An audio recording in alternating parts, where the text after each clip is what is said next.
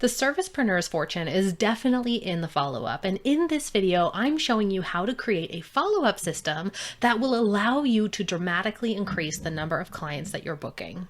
Welcome back to my channel, Empire Builders, and if you're new here, my name is Haley Dale, and I am a content and sales funnel strategist helping you create more productive, purposeful, and yes, profitable content too. So if that sounds like something you're looking for, make sure to hit that subscribe button down below this video for regular value-packed videos just like this one every single Monday.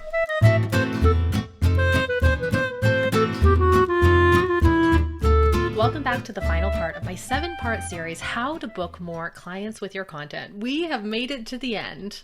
But before you watch this video, make sure to watch parts 1 to 6 because this is part 7. All of the work we do in this series builds upon the previous steps, so I've linked them all for you down below this video in the description. So let's get started, and if you're a servicepreneur, make sure to hit the like button down below this video to let me know.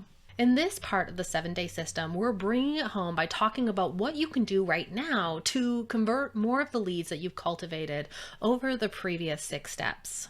We have done a lot of work. So in part 1, we really created your awesome service, talked about how to position and message your service. In part 2, we created your discovery call system. In part 3, we set up an interest list. In part 4, we got down with some social media to really get the word out about your service. In part 5, we talked about how to send out an email campaign to start booking more clients and booking more consult calls immediately.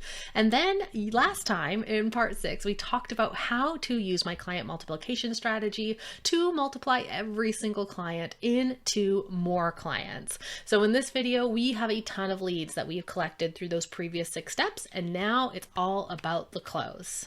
A common misconception about sales is that you are going to make the sale right on the first sales call or consultation call or the first proposal that you send out.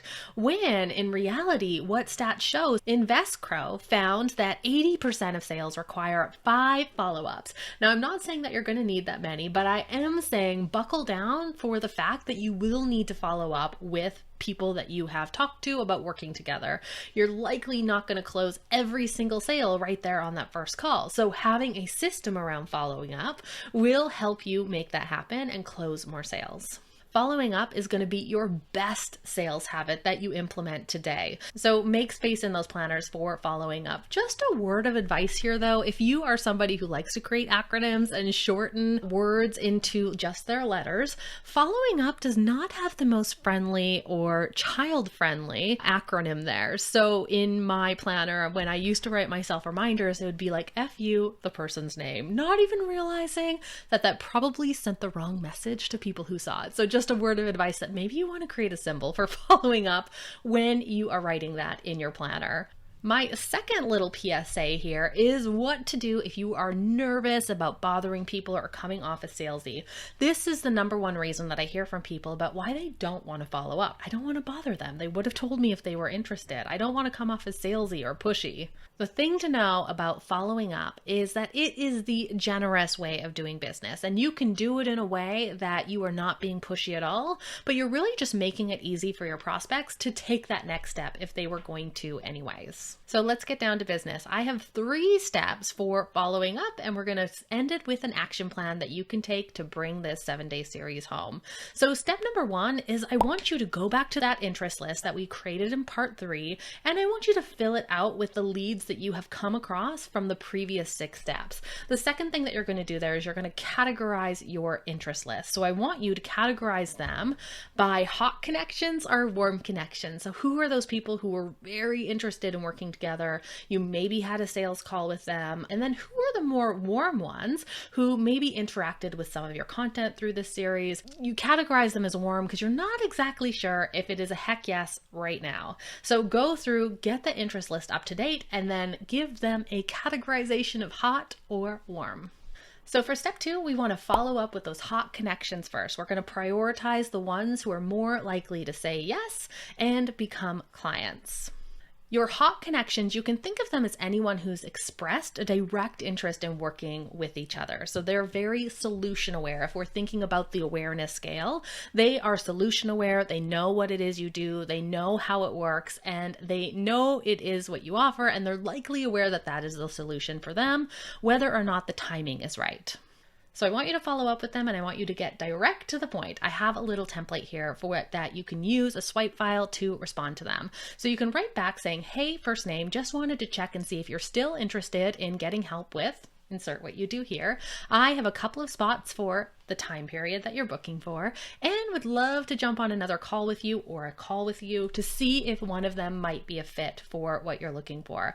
Let me know, and I hope you're having a great week or weekend. And then a quick sign off. So it's very short, it's very simple, it's very direct and to the point, and that is my dare for you to follow up with those hot connections.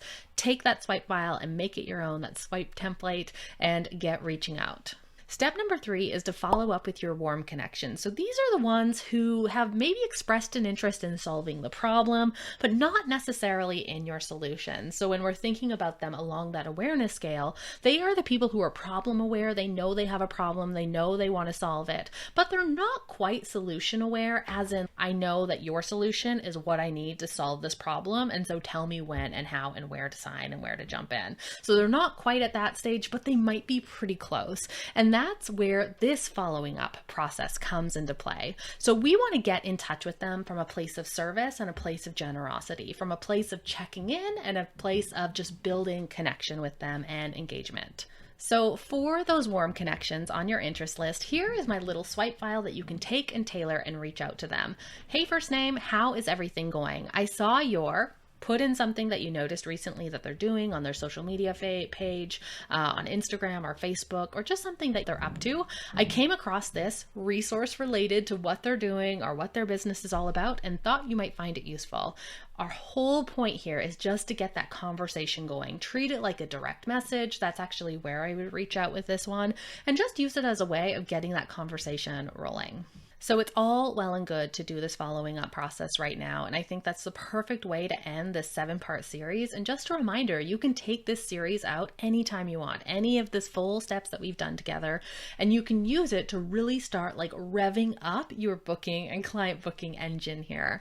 But with the following up process specifically, you need to make this a system. It's not going to do you any good if you just do it as a way of wrapping up the series and never follow up again, or don't maintain your interest list again. So what I want you to do is I want you to make this a part of a system, and I want you to have a day for following up. And then one day a week, what you'll do is you'll pull out your interest list. You'll think about who is anyone who I can add to this interest list from the past week. So anyone I've never maybe had a conversation with, or has booked a sales call, or who has inquired about my service. So make sure you're keeping that interest list up to date, as well as doing this follow-up process, categorizing whether they're warm or they're hot connections, and following up in the way that's appropriate for that type of connection. If there's one thing you take away from this Getting Clients series, it's this: the art and the habit following up.